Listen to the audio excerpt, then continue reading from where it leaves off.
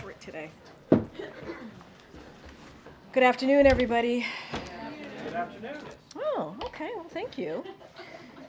So I want to start by addressing some devastating and alarming news from the Arizona Supreme Court.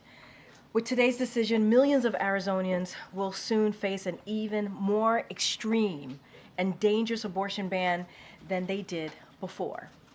This Arizona law, which was initially enacted in 1864, more than 150 years ago, fails to protect women even when their health is at risk, or in horrific cases of rape or incest.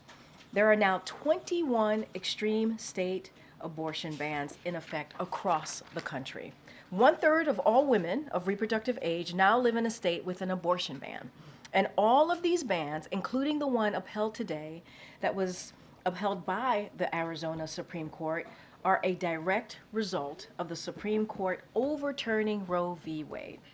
When the president's predecessor handicapped 3 Supreme Court justices to overturn Roe v. Wade, it paved the way for the chaos and confusion we're seeing play out across the country today. President Biden and Vice President Harris will continue to stand with the vast majority of Americans who support a woman's rights to choose. And they will continue to fight to protect reproductive rights and call on Congress to pass a law restoring the protections of Roe v. Wade for women in every state. On the topic of health care, you just heard from the president earlier today. He marked Care Workers Recognition Month by joining care workers, union members, and advocates to highlight his administration's work to make care more affordable for American families, support family caregivers, boost compensation and job quality for care workers, and expand care options.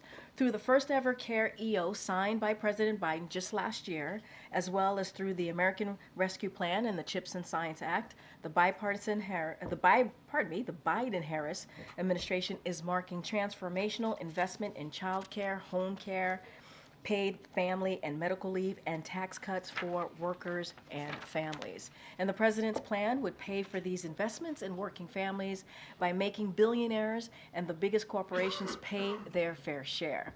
That is in sharp contrast with congressional Republicans who released a budget that would make devastating cuts in funding for child care, Head Start, Social Security, Medicaid, Medicare, all to pay for massive tax cuts for billionaires and big corporations. Care workers play an essential role in our economy, and President Biden will never stop fighting for them. Finally, today, the president spoke with UConn coach Dan Hurley and congratulated him on last night's championship. The UConn Huskies had an incredible year, which culminated in a series of dominant performances in the NCAA tournament. UConn is the first team to win back-to-back championships in the men's bracket since the University of Florida accomplished this feat in 2006 and 2007. We also congratulated Coach Dawn Staley and the University of South Carolina on their undefeated season and national championship. The women's tournament featured fantastic games and generated record ratings. It was really a March Madness to remember. We congratulate the University of South Carolina, UConn, and the athletes on their victories. With that, as you can see, we have the National Security Advisor, Jake Sullivan, who's here to speak about the Japan state visit that's happening starting today, and also talk about the developments around the world. Jake? I know you're like much taller. Thanks, Karine. Thank you, Karine, and thanks, everybody. I've got some opening comments on the Japan state visit and a couple of other topics, and then I'd be happy to take your questions. Starting this evening, the President and First Lady will welcome Prime Minister Kishida and Mrs. Kishida to the White House for an official visit and state dinner. From the very outset of the Biden administrations, we focused on reinvesting in and reinvigorating our alliances, and nowhere has the strength and vibrancy of that strategy been on display more than in the Indo-Pacific, and especially with Japan. The two leaders, President Biden and Prime Minister Kishida, have met nearly a dozen times over the past 3 years in Tokyo and Washington and in cities around the world. And this official state visit will build on the immense progress between our two nations that we've made towards creating a safer and more secure Indo-Pacific, as well as mutual prosperity for our peoples. Over the course of the visit, the President and the Prime Minister will highlight the high ambition of our alliance. Yes, in the defense and technology space, but also across the board, deepening our partnerships on space, technology, economic investment, fighting climate change, coordinating global diplomacy, and strengthening our people-to-people ties. I'll briefly touch on some of what you can expect the two leaders to announce. They will announce measures to enhance our defense and security cooperation, to enable greater coordination and integration of our forces, and ensure that they're optimally postured and linked to other like-minded partners. There will be major deliverables on space as we lead the way on space exploration and returning to the moon. There will be announcements of significant research partnerships between our leading institutions on critical and emerging technologies such as AI, quantum, semiconductors, and clean energy. All of this will strengthen our economic ties and economic security as we announce significant commercial deals as part of the state visit. Japan is one of the largest providers of economic assistance and budget support to Ukraine, one of the largest investors in development and infrastructure in Southeast Asia and the Pacific Islands. And this visit will highlight Japan's continued role in global diplomacy and development and the coordination that the U.S. and Japan have together with significant deliverables on global assistance and investment both inside and outside the Indo-Pacific. And we'll also announce new initiatives to further foster our cultural connections and promote ties between current changemakers and future generations of leaders. Following the important visit that Prime Minister Kishida is initiating this evening and that will carry through tomorrow, President Biden will welcome President Marcos of the Philippines to the White House on Thursday for his second bilateral meeting at the White House in as many years. President Biden will also host the first ever trilateral leaders summit between the United States, Japan, and the Philippines. The U.S., Japan, and the Philippines are three closely aligned maritime democracies with increasingly convergent strategic objectives and interests. Just this past week, our three countries and Australia held joint naval drills in the South China Sea. When I met with my Japanese and Filipino counterparts in Tokyo last June, we agreed to enhance our nation's trilateral partnership, and this week is a culmination of months of effort since that meeting in Tokyo last June. The three leaders will announce new initiatives to enhance energy security, economic and maritime cooperation, partnerships on technology and cybersecurity, and joint investments in critical infrastructure. And with this first ever Leaders Trilateral, we're continuing to deepen our cooperation with our closest partners to ensure what we've talked about many times from this podium and elsewhere, a free, open, and prosperous Indo-Pacific. Over the past 3 years, the President has achieved historic breakthroughs across the region, across the Indo-Pacific. He's launched AUKUS, elevated the Quad, brought the U.S.-Japan ROK Trilateral to new heights, upgraded relations with ASEAN, Vietnam, and Indonesia, and hosted 2 Pacific Island summits and 1 ASEAN summit here at the White House. And we look forward to adding another momentous chapter to this story with both the state visit that Prime Minister Kishida has embarked upon and this historic trilateral meeting among the U.S., Japan, and the Philippines. I also want to take a moment before going to your questions to address the events of April 5th in Quito, Ecuador. We condemn this violation of the Vienna Convention on Diplomatic Relations, including the use of force against embassy officials. We've reviewed the security camera footage from the Mexican embassy and believe these actions were wrong. The Ecuadorian government disregarded its obligations under international law as a host state to respect the inviolability of diplomatic missions and jeopardized the foundation of basic diplomatic norms and relationships.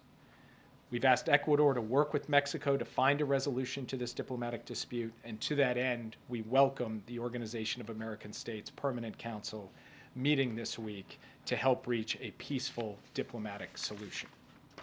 Finally, let me say something on an important issue that's moving through the House this week, reauthorization of 702 of FISA. The administration strongly supports the bipartisan bill, whose text is now with the Rules Committee, to reauthorize this essential intelligence authority and other FISA provisions before they would expire on April 19th. If we lost 702, we would lose vital insight into precisely the threats Americans expect us in government to identify and counter: terrorist threats to the homeland, fentanyl supply chains bringing deadly drugs into American communities, hostile governments' recruitment of spies in our midst, transnational repression by authoritarian regimes, penetrations of our critical infrastructure, adversaries' attempts to illicitly acquire sensitive dual-use and military commodities and technology, ransomware attacks against major American companies and nonprofits, Russian war crimes, and more. So to protect the American people, we need to maintain this vital collection authority while strengthening its protective guardrails with the most robust set of reforms ever included in legislation to reauthorize Section 702. And this bill does that. For these same reasons, the administration strongly opposes the amendment we anticipate being offered that would rebuild a wall around and thus block access to already lawfully collected information in the possession of the U.S. government. The amendment, if it looks like what we've seen before, would prohibit U.S. officials from reviewing critical information that the intelligence community has already lawfully collected, with only exceptions that are exceedingly narrow and unworkable in practice. Our intelligence, defense, and public safety communities are united. The extensive harms of this proposal simply cannot be mitigated, and so the administration strongly opposes the amendment. But we strongly support the underlying bipartisan bill whose text is now with the Rules Committee. With that, I would be happy to take your questions. Yeah. The White House is still reserving judgment on the IDF report on the killing of the World Central Kitchen aid workers. Why? Why is this review taking so long? Well, first, that report just came out last week, and what I have done is asked an interagency team of experts who actually have knowledge of the humanitarian, operational, other elements of this to look at the circumstances, to look at the findings of the report, and then to come up with some judgments as a result of that. This isn't a formal process, it's an informal review, and as we gain some judgments from that, we'll be prepared to share them with you, but that process is underway now. How long is it going to take? I can't tell you exactly how long it's going to take. Yep. Jay, could you update us where things stand on the latest hostage negotiations? Is any real progress being made? I think Hamas rejected the latest proposal. Are both sides making the kind of concessions that are going to be necessary? As you know, Bill Burns was in Cairo on Sunday. There was a marathon session that went late into the night among the United States, Israel, Qatar, and Egypt. Qatar and Egypt, of course, were communicating with Hamas through this process. And we have seen Israel take some steps forward in terms of what they're putting on the table. And of course, we've seen the public statements from Hamas that have been, shall we say, less than encouraging. But I spoke with the Prime Minister of Qatar, Sheikh Mohammed, this morning. He does not yet have an answer from Hamas. I pressed him to try to secure an answer from them as soon as possible. And when we have more to report on that front, we will report it to you. Yeah. Two things. Prime Minister Netanyahu says he has a date for the Rafah operation. Will the administration take any action or restrict military support for Israel if Netanyahu moves forward on Rafah? If he has a date, he hasn't shared it with us, so I've seen his public comments, but I have nothing more on that front. I'm not going to comment on hypotheticals, but I will state here what I stated the last time I stood at this podium, which is that the United States does not believe that a massive ground invasion of Rafah, where 1.3 or more million people are sheltering, having been pushed out of other parts of Gaza that are now destroyed, into the area where humanitarian assistance comes in. This is not the best way forward. There are better ways to go after Hamas and Rafah. We presented those ways to our Israeli counterparts in a session we held last week. There have been ongoing technical talks between our teams since then, and I anticipate we'll have another opportunity at senior levels to engage them in Rafah, and that conversation will stay ongoing. And then we will make determinations about how we proceed based on how those conversations unfold. Yeah. To follow up on that, Jake, if the U.S. is not even being looped in on the date for when this military operation is set to take place, why do you think the U.S. has any influence in those upcoming meetings to change Israel's strategy? First of all, when you talk about looped in, the Prime Minister makes public statements. He also talks to us in private about aspects of operations, about their thinking with respect to Rafah in some considerable detail. I sat in a Situation Room not long ago in a secure video conference that went on for hours going into specifics on this. So I can't speak to every public comment he makes. What I can tell you is that we have open channels of communication with the Israelis on these issues. They understand our position. And we have been very clear about our deep and abiding concerns about a Rafah operation and our belief that there are better ways to deal with the strategic threat Hamas poses than some of the ideas that have been put forward. And our further belief that any kind of plan to protect civilians in a serious way in Rafah, that's something we have yet to see be presented to us, and so our concerns continue. And now we will have to wait and see what happens, and the United States will respond accordingly. Yeah. There's a report out today that the Israeli government plans to purchase 40,000 tents ahead of its invasion of Rafah.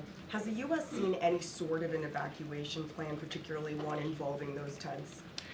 As I said just in the answer to the last question, I have not yet seen a credible and executable plan to move people that has any level of detail about how you not only house, feed, and provide medicine for those innocent civilians, but also how you deal with things like sanitation, water, and other basic services. We have not seen that yet. Do you think 40,000 tons would be sufficient? Would more be needed? I'm not going to stand at the podium and substitute for the judgment of humanitarian experts who could speak to what precisely on the shelter front, as well as on all of these other fronts I just described, would be sufficient. So I just can't react in real time to news reports like that. Yeah. On the Japan visit tomorrow, the president has said to U.S. steel workers, I have your back, I mean it. What is his message to the Prime Minister tomorrow about the potential acquisition of U.S. steel? How strongly will the President convey his opposition, and will there be any specific things that the President will either urge the Prime Minister to do or will say steps that he's willing to take to prevent an acquisition? You guys all know Joe Biden. You've seen Joe Biden. He's been very clear that he's going to stand up for American workers. He's going to defend their interests. He's also been very clear that he is going to make sure that the U.S.-Japan alliance is the strongest it's ever been. He's going to accomplish both of those things. That's what he has set out to do as president. That's what he'll continue to do. And I won't comment further on the specifics of diplomatic conversations between the two leaders. Yeah. Jay, can you give us a better understanding? What is the U.S.'s assessment of the troop withdrawal we've seen by the Israelis recently from Gaza? Is this in response to pressure from the United States? Was there any commitment made to the U.S. there? Or is this a way of trying to advance negotiations with Hamas? And do you view this as a change in the way Israel is prosecuting its war there? You'll have to speak with the Israelis about the purpose or motive behind their particular operational moves. I'm not going to characterize that from the podium. What I will say... There's been no private commitment made to you that we will remove troops based on the conversation you had or after months of pressure to help? As you might expect, I'm also not going to get into private diplomatic conversations between the President and the Prime Minister. But what I will say is that a reduction in the intensity and scope of military operations does create a greater opening for the movement of humanitarian goods around Gaza at a critical moment when there is a real humanitarian crisis there. So we welcome the opportunity to move more trucks in and then move more trucks around Gaza so that the innocent people, innocent civilians there can get the food, water, medicine, and other essentials that they need for their... You also welcomed Erez and Ashdod, the announcement that was made by the Prime Minister, by the Israelis last week. Neither of them have opened now, approaching a week since then. Are you satisfied with this timetable? We were told that the U.S., from your colleague John Kirby, needed to see action within hours or days. It's now days, but certainly well beyond hours. Are you satisfied by the pace of this, and what commitments has the U.S. been made about how soon that will occur? Well, just to take the opening point of your question, which is that we welcome these steps, what we actually said very clearly from the first minute was Israel has made public statements. Now we need to see them follow through with action, and that action needs to be specific, concrete, and measurable. And that goes for the opening of a crossing into northern Gaza from Israel. It goes for the opening of Ashdod port.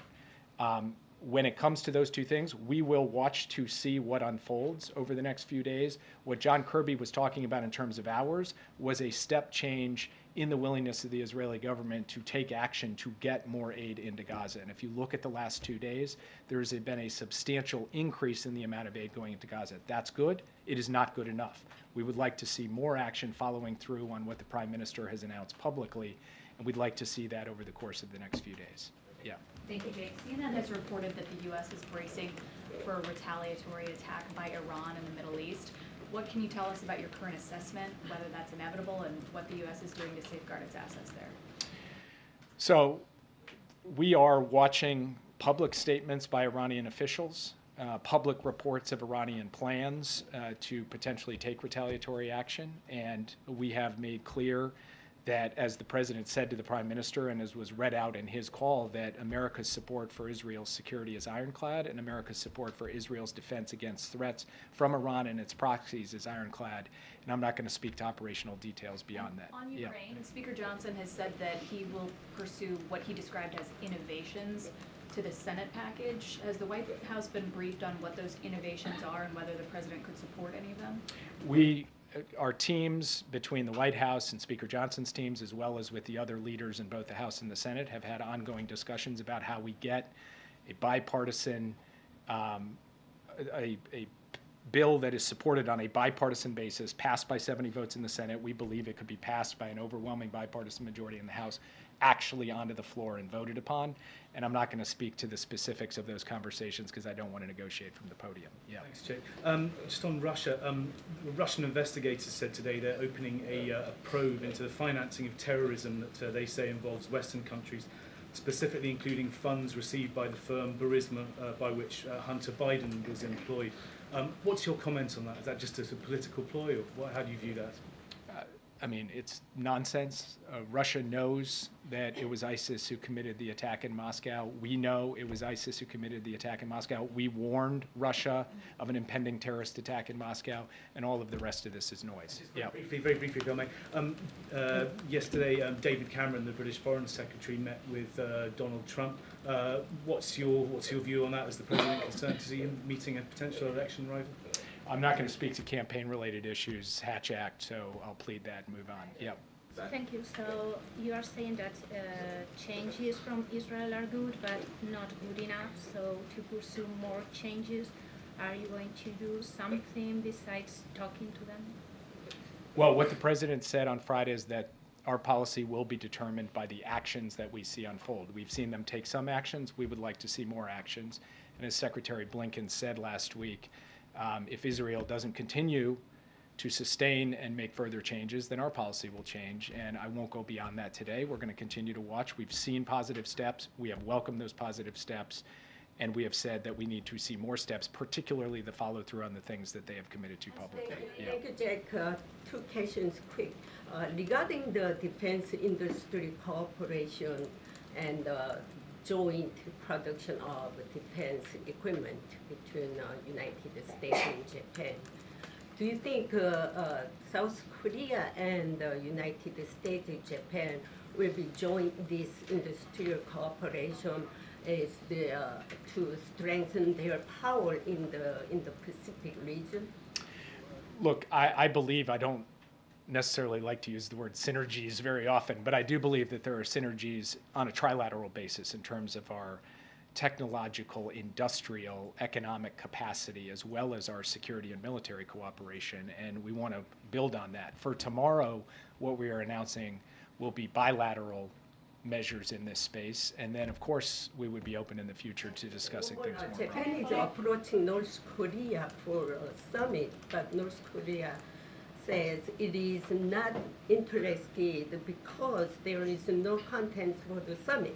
What is the United States position on Japan's push for a summit with North Korea? Speaking from the United States' perspective, we believe that principled diplomacy is a good thing. It's a necessary component of an overall strategy to confront the North Korean threat. We ourselves have indicated we're prepared to engage in diplomacy with North Korea.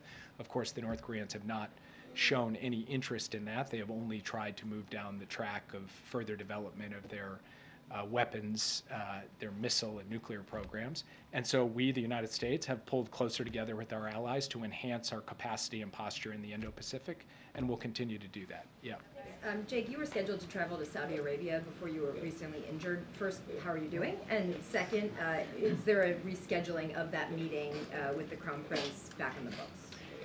Cracking your rib is very painful. Maybe not as painful as answering your questions, but I kind of rushed the timing on that joke, which I prepared for. So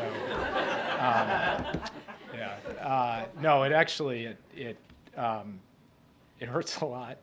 Some of you may have cracked your ribs at some point. There's not a lot you can do about it other than just rest. And yes, I intend to go to Saudi Arabia at some point soon. Nothing scheduled yet. What happened, Can I Jake? follow up? You gotta tell us. So, just to follow up, you mentioned bilateral deliverables for the Prime Minister tomorrow, but can you also touch on some of the more regional stuff? There are also plans for an integrated air and defense missile system with Japan, Australia, for example, if you can speak about that, how Japan can support AUKUS, and also any plans for trilateral joint naval patrols between U.S., Japan, and the Philippines, anything you can share?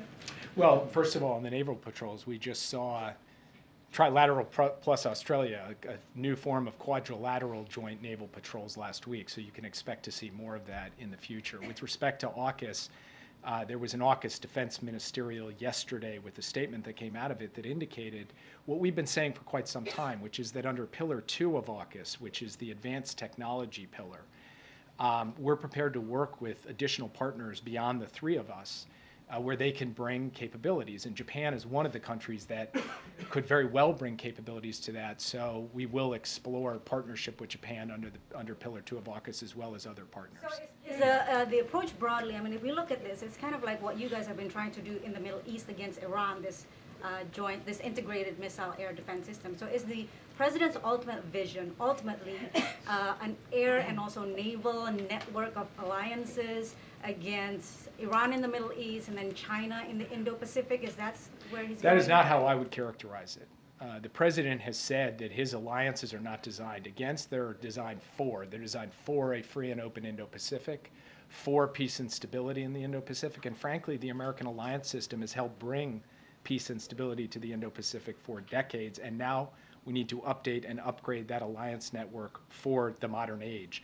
And that includes also reaching out to partners who are not traditional treaty allies of the United States, who have a key role to play in ensuring that the Indo-Pacific remains free, open, prosperous, and secure. So that's how we're looking at things across the region. And by the way, it goes way beyond security.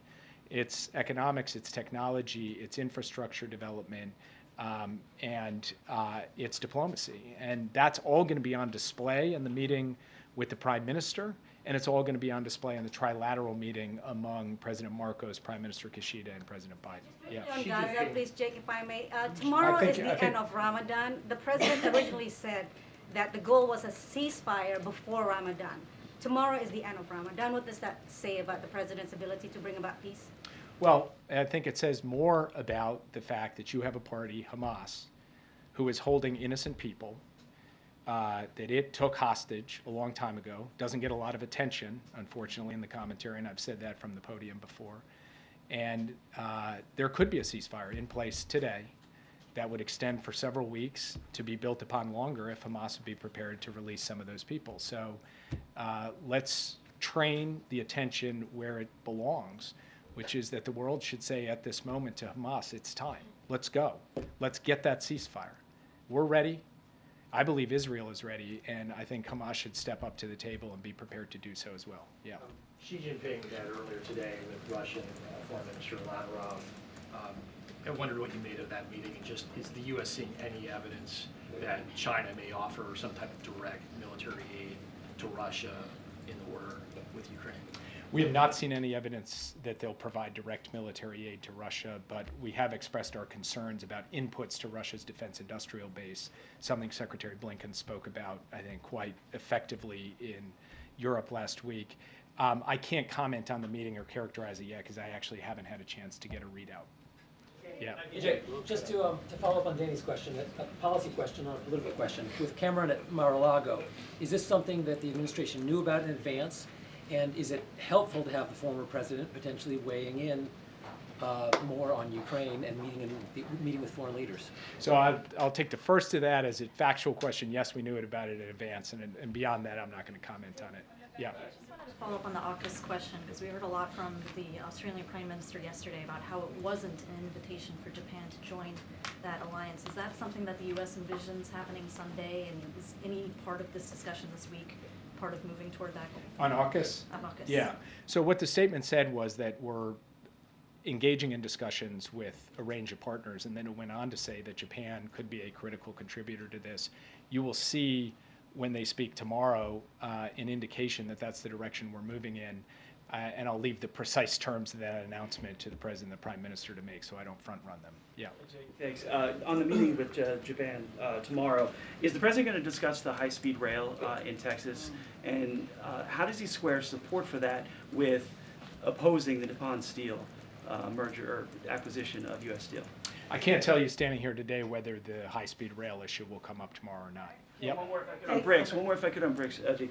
Iran, Egypt, UAE, and Ethiopia have joined BRICS now, with Saudi Arabia considering it. How worried is the President that he's been degraded on the world stage in terms of the leadership?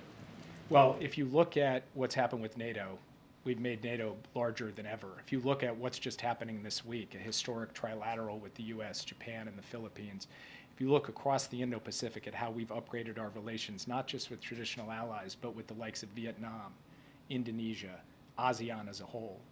If you look at the fact that next month the President will welcome the President of Kenya for a state visit here, a historic moment, one of the few times that a president has welcomed an African leader.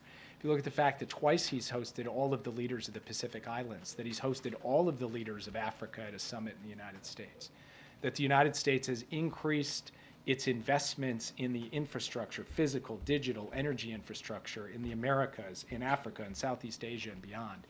The partnership between the U.S. and India, a country in BRICS, has gone to new heights with an engagement across technology and and security and so many other dimensions.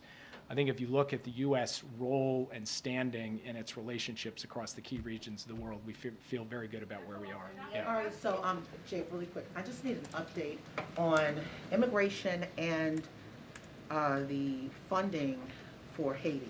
The immigration piece, is there going to be some kind of temporary movement to allow Haitians, as they are dealing with war, assassination of the president, democracy is pretty much gone.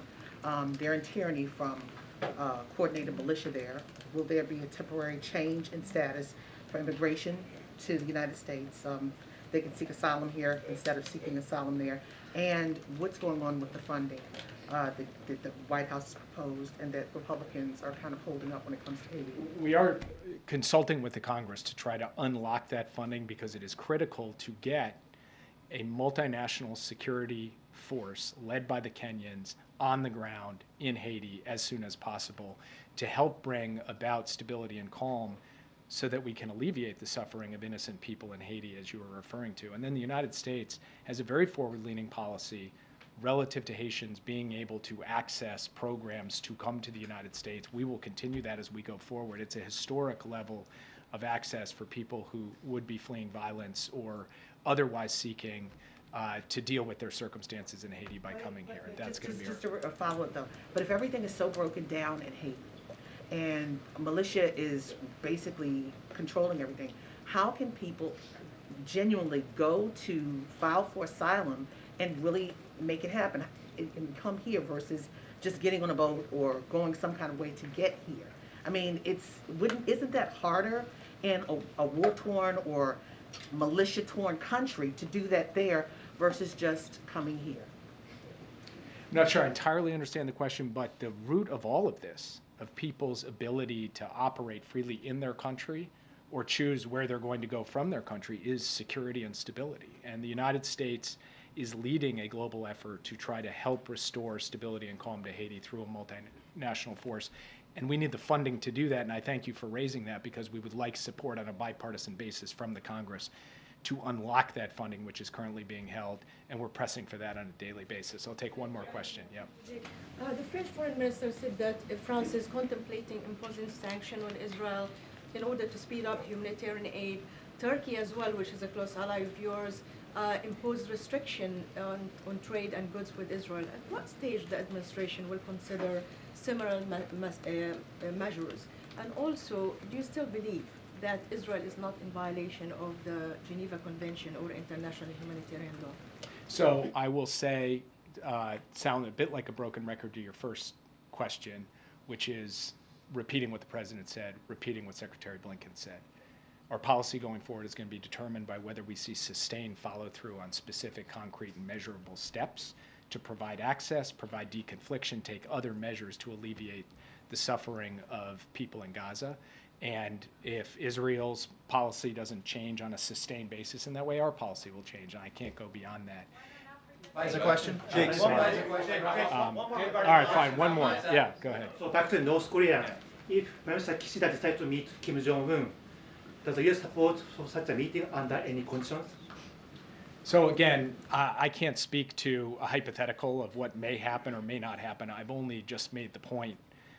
On a principled, sustained basis, the United States has supported diplomacy with North Korea as long as it fits into a broader approach that is well coordinated with us, with South Korea, and we should continue to work in that direction. And I can't speak to any particular meeting because I don't know the specifics of it. Thanks, guys. ISIS attack in Idaho. Can you speak to the planned ISIS attack on churches in Idaho? Thank you so much, Jake. We have about 10 minutes or so.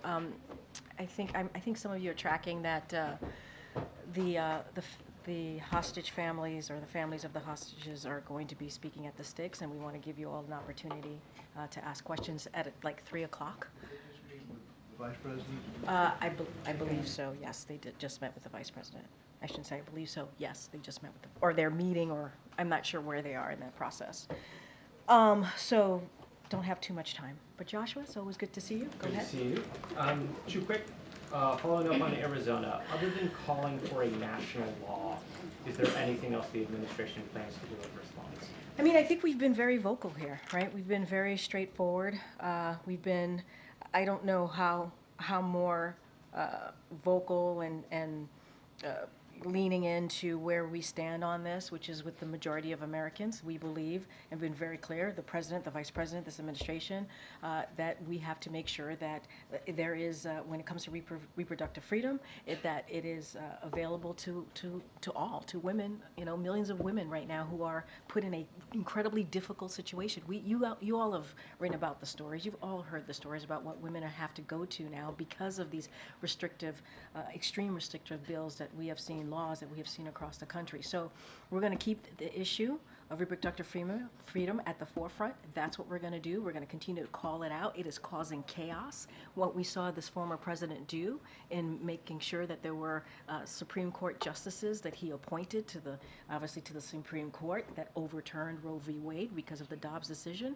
And, it's created some awful stories, some chaos, as I just mentioned, and so we're going to continue to put that out at the forefront. We believe that women's lives are at stake across the country, and we're just not going to stop speaking out. And obviously, we're going to ask Congress to legislate and make Roe v. Wade the law of the land, and that's something that we're going to continue to do. And then inflation's at 3.2%. It's higher than it was in January.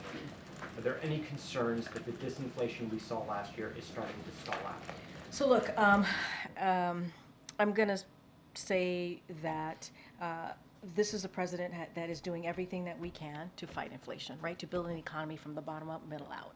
And we've been pretty consistent about that. And over what we have seen over the past several months is that inflation is down 2/3 and core inflation is at the lowest since May of 2021. That matters. Wages are rising faster than prices over the last year. Since the pandemic, we've seen 15 million jobs created because of the policies that this president has put forward.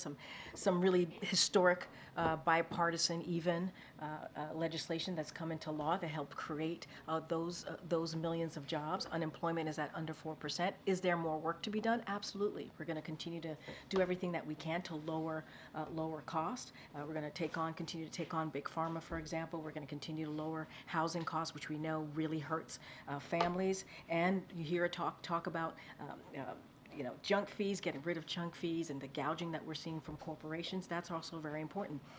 Congressional Republicans want to do the opposite. They want to cut Social Security, Medicare, Medicaid, cutting taxes for the wealthy and big corporations. That's not where the president is. You heard him talk about it in depth during the State of the Union, and we're going to continue to fight for Americans. So look, we see inflation is down. It is important, and we're going to continue to build an economy that leaves no one behind. Thank you, Karine. In Michigan, the parents of a school shooter have just been sentenced to at least 10 years in prison. Does the White House think this precedent could impact the number of school shootings in the future? And does the president believe parents should be held accountable in this way? So look, I don't want to get ahead of the legal process here. There is a legal process. I want to be super careful. But the president obviously remains committed to stopping tragedies like these from happening. It is a tragedy that we're seeing in all communities across the country. Ending the epidemic of gun violence that is tearing up communities is a priority for this president. We know that when it comes to guns, it is the #1 killer of our children, and that shouldn't be. So we know that most students who carry out the K-12 school shootings are using firearms they obtain from home of a friend or a family member. That's why we recently announced new executive actions to help promote the safe storage of firearms. The U.S. Department of Education released guidance to help parents and families learn about the importance of safe firearm storage, and the DOJ released a gun guide on best practices for safely storing firearms. Under the leadership of this president, of this administration, we'll continue to use every tool at our disposal to implement these and other common sense gun safety measures to protect our children. We're going to continue to work. We did the bipartisan Safer Communities Act that you know that we passed in 2021, obviously in a bipartisan way. That was important, but we need Congress to take another step. And so we're going to continue to push Congress on taking more steps to get those weapons of war, if you will, off our streets. And that's what the president wants to continue to do. So no reaction? No, I'm going to be super careful about the legal process. I've talked through, I just laid out, I think in pretty detail about what we're doing to make sure that, you know, as we know, the K-12 students who carry out those types of horrific actions, they're easily have access to firearms. So we're trying to, through DOJ, through an executive action, try to figure out and really help parents and folks really store their firearms in a way that this doesn't happen. So we've taken actions and steps in those forms in that way. And so, look, we're going to continue to do what we can to work with Congress to do more.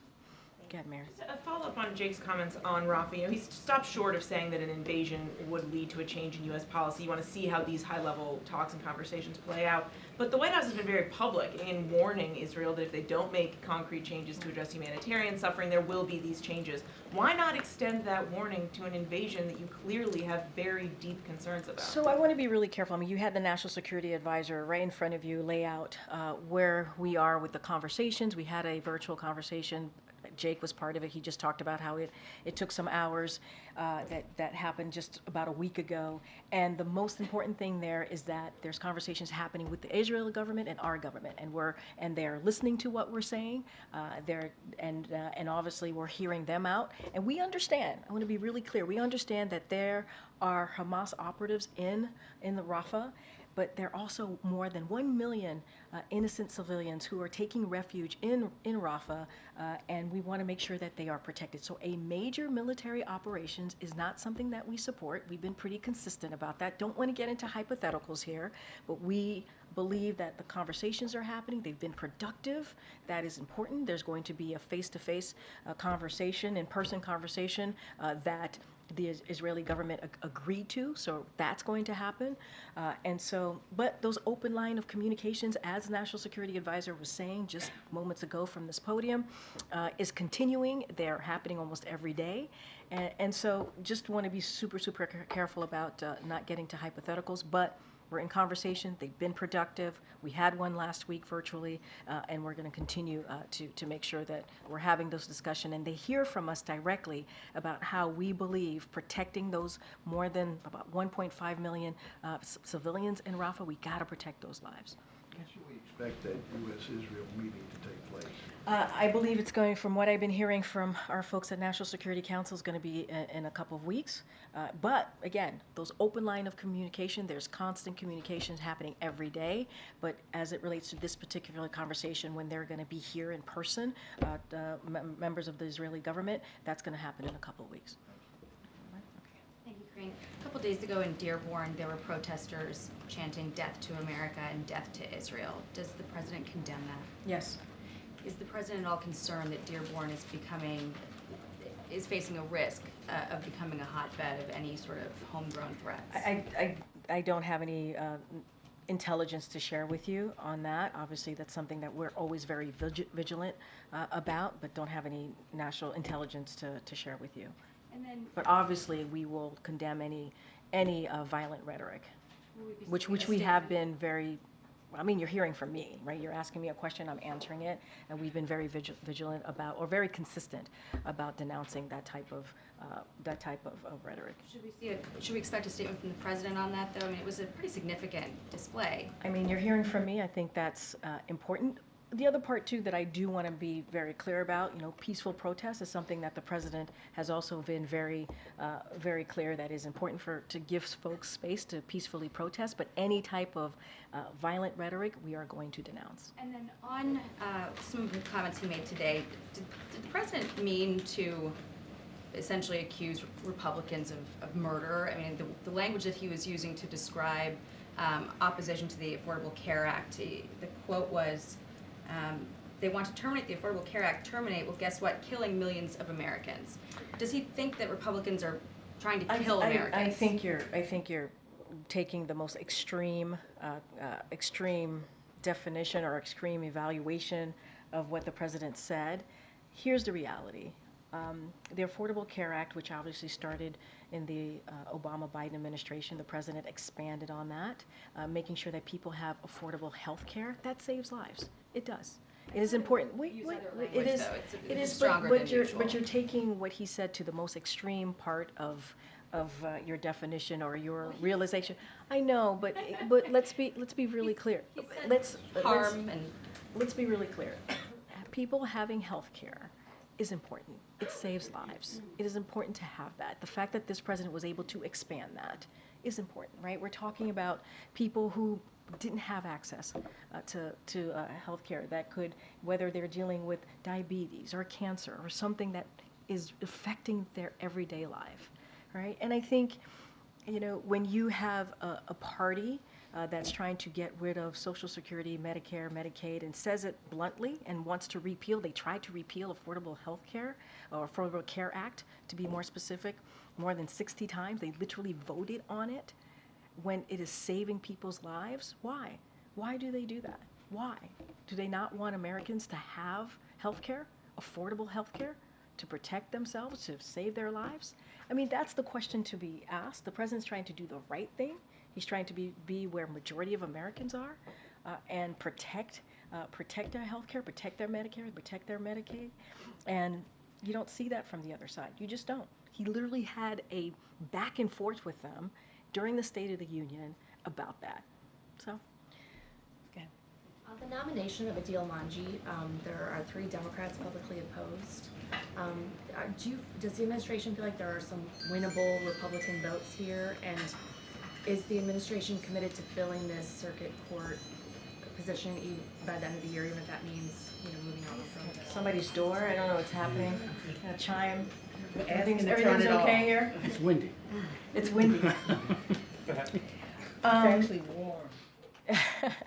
But to your question, I'm going to be, I'm not going to comment or respond to particular members. I will say what I've said many times from here is that the president is deeply proud to have nominated an extraordinary qualified person for this position who is being targeted by malicious attacks. We know that. We have heard from the Anti-Defamation League. They made that clear. They debunked the right-wing smear campaign against Mr. Manji. They said it was profoundly wrong. And it is unfortunate that we're seeing this. And so we're fighting for him. We are continuing to have conversations with members of Congress about this. We're committed to getting him through. You know, this president believes that he's highly qualified and is proud to have nominated him to this position. We have like one more question because we're running out. Go ahead, Brian. Go ahead, Brian. Thanks a lot, Karine. I wanted to ask about the Mayorkas impeachment. House Republicans are planning to send articles of impeachment to the Senate. What is the president's response to this, and has the president personally reached out to members of the Senate to talk about this? So the president spoke, I think, the last time they tried to do this and were unsuccessful. The president put out a statement and he said that history will not look kindly on House Republicans about this. It is a blatant act of unconstitutional partisanship. That's what the president has said. He continues to believe that. Look, the president was in Madison, Wisconsin yesterday. He talked about student loans. He talked about ways to give Americans a little bit more of breathing room, making sure that they can go after their dreams, right? Making sure that borrowers who have been really crunched by student loans has an opportunity to get out from that. And that's something that Republicans could be helpful with, but instead they get in the way and block what the president is doing. But he's going to continue to do that. There is a national security supplemental that could go to the floor in the House that the Speaker can put to the floor. We know it passed overwhelmingly. We know that it would protect our national security. It would help Ukraine, the brave people of Ukraine who are fighting for their democracy, help them. They are getting in the way of that. So look, there are ways. Let's not forget the bipartisan border deal, right? That the former president said to Republicans to reject that deal because it would help Joe Biden and hurt him. Who are they working for? Are they actually working for the constituents who put them into office? I mean, that's a question for them to have to answer. Majority of Americans, the things that I just listed out, majority of Americans want to see action. They want to see us work in a bipartisan way. We saw that coming out of the 2022 midterm election. They want to see us come together and get things done. So House Republicans need to stop playing politics. They need to stop being partisan about these issues that matter to majority of Americans and get to work. We expect them to be leaders, but so do Americans expect them to be leaders as well. Guys, I have to go because I know they're going to go to the sticks, and I want to make sure that you guys get that. And so the president obviously is going to have the 2+2 press conference tomorrow, and then we'll be back on Thursday. Thanks, everybody. Thanks, Karine. Thank you.